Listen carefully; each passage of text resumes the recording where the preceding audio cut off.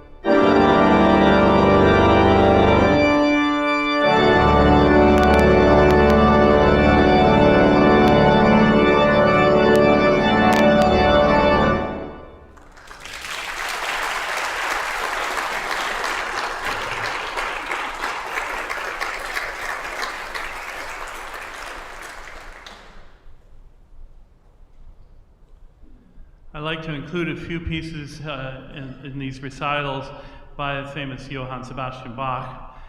This next piece is complete contrast to that. Very intimate, soft piece with a chorale melody or hymn tune melody, but treated in a very ornate way. Lots of runs and trills and ornamentation.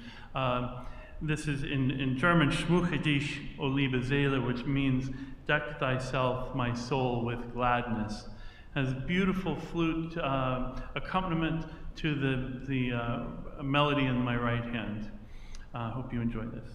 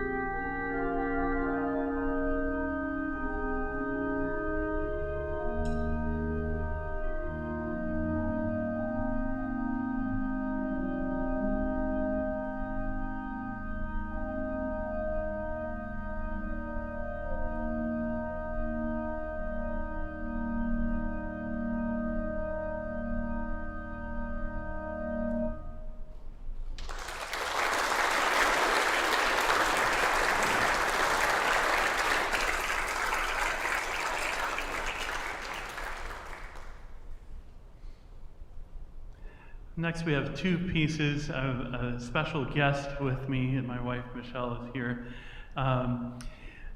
This first piece is from a Mass by Franz Joseph Haydn. Its nickname is Little Organ Mass, and it was composed for a church in a hospital where Haydn lived and worked in this town of Eisenstadt, Austria. Eisenstadt is about an hour due south of Vienna. And Haydn worked for a very wealthy family, the Esterházy family. There's still Esterházys in Austria to this day. They've been a royal family since something like 900 AD. So he wrote this little mass for a church within the hospital. And we had the wonderful privilege of performing this mass in that hospital on that little organ. The organ is completely contrasting to this. It's simply one keyboard and a pedal board. And the entire mass takes less than 20 minutes to sing. Haydn, being very practical, wrote some of the longer movements, the Gloria and the Credo, where each voice part was singing different text at the same time. So that got you through the text more quickly, and then the doctors that were attending Mass and nurses could get back to their patients. So the reason why this Mass has got a nickname of Little Organ Mass is because in the center of the Mass is the longest movement. It's the Benedictus, blessed is he who comes in the name of the Lord. It's for soprano solo and for organ solo. The rest of the Mass is accompanied by a string quartet and organ. So we're going to do the Benedictus now from Haydn's Little Organ Mass.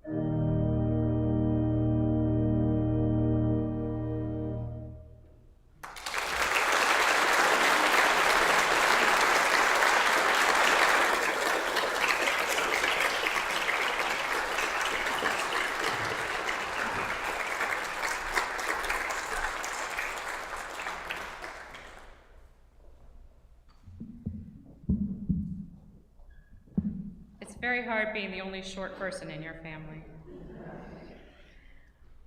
Thank you so much, Brice, for asking me to come today. It was my pleasure to be here. It is my pleasure to be here, I should say. And I want to take a minute just to welcome my sisters from Chapter HP of PEO. Thank you all for coming today. And we're very happy to be here doing this, and I'm so happy to see you all here today. I just would like to add to what Brice said about that last piece, that the person who was playing for me that day, the organist, was playing along, and suddenly he ran out of notes. There weren't enough notes at the bottom of the keyboard.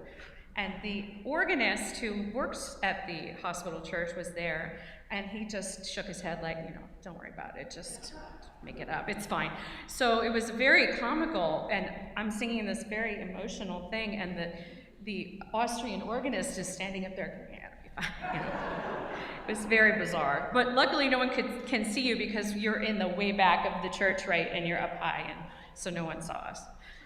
This next piece I'm going to do for you is actually from my mom, who's right there. It's a fantastic arrangement of Danny Boy, and it's in honor of St. Patrick's Day. My mom is an O'Keefe, and this piece is very near and dear to our hearts, Brice and my hearts, because our little baby, Colin, is 22, and he has sung this piece with me as a soprano, as an alto, as a tenor, and he has played it with us with his violin. So it's kind of our family tune. I hope you like it.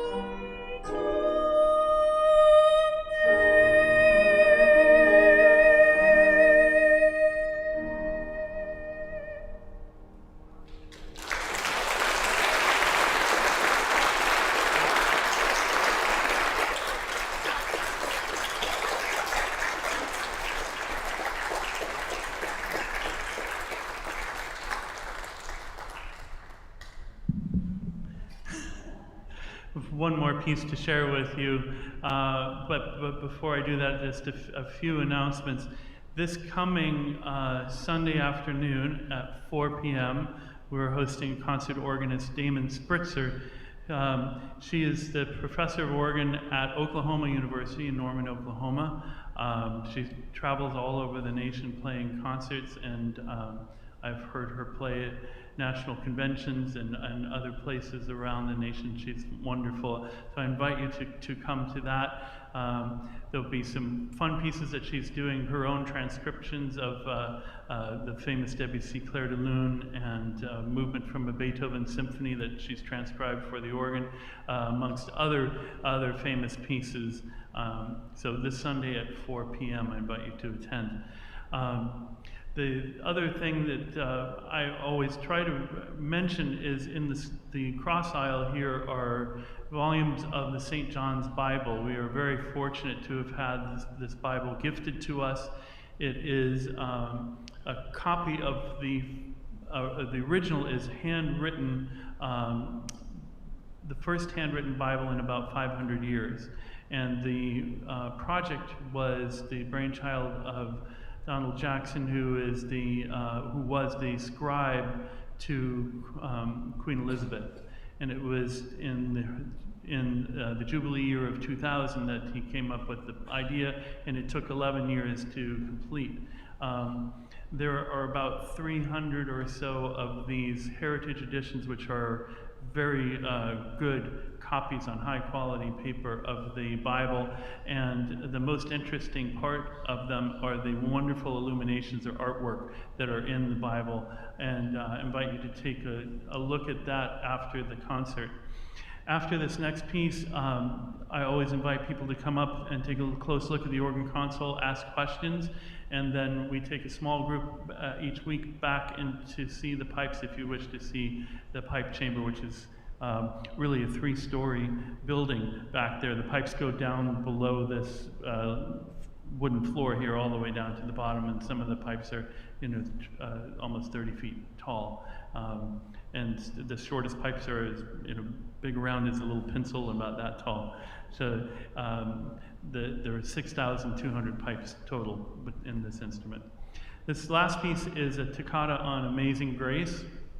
It is written by Christopher Pardini, who also is an alumni of the Eastman School of Music, where I did my undergraduate, and he wrote this piece for the organ, the famous organ at what was then the Crystal Cathedral in Anaheim, California. It's now called Christ Cathedral. It's bought by the Catholic Diocese. The organ in there is also a Ruffatti organ, same manufacturer as this, only about twice as large as this one. So this is Christopher Pardini's Amazing Grace.